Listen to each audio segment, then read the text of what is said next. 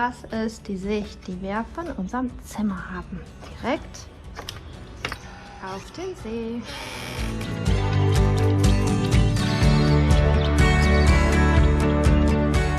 Der Bosomtwer-See ist durch einen Meteoriteneinschlag entstanden und 8 bis 10 Kilometer breit im Durchmesser.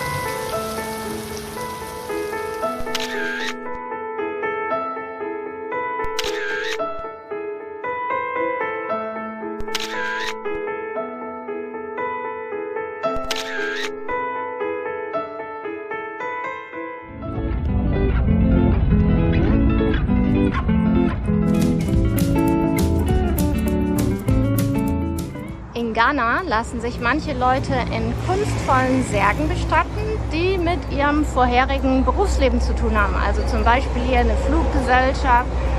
Da hinten ist eine Kakaofrucht. Das ist ein Fisch, wird wohl ein Fisch.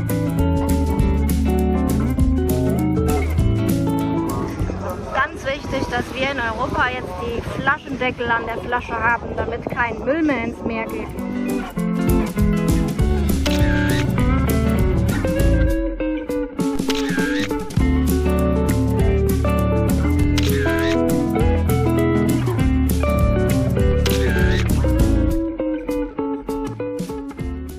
Hier werden Perlen aus Altglas hergestellt. Wunderschönes Recycling.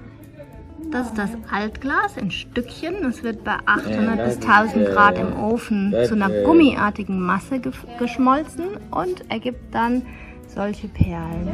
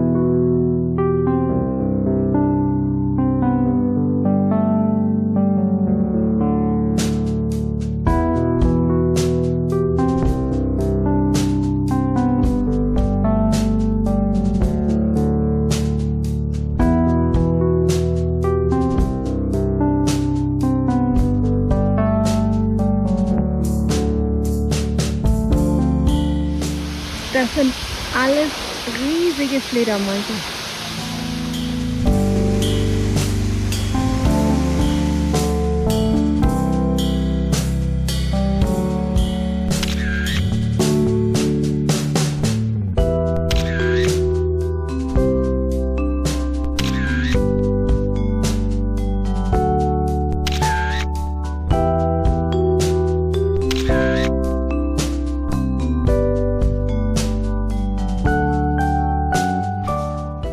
Hast du dir was gewünscht?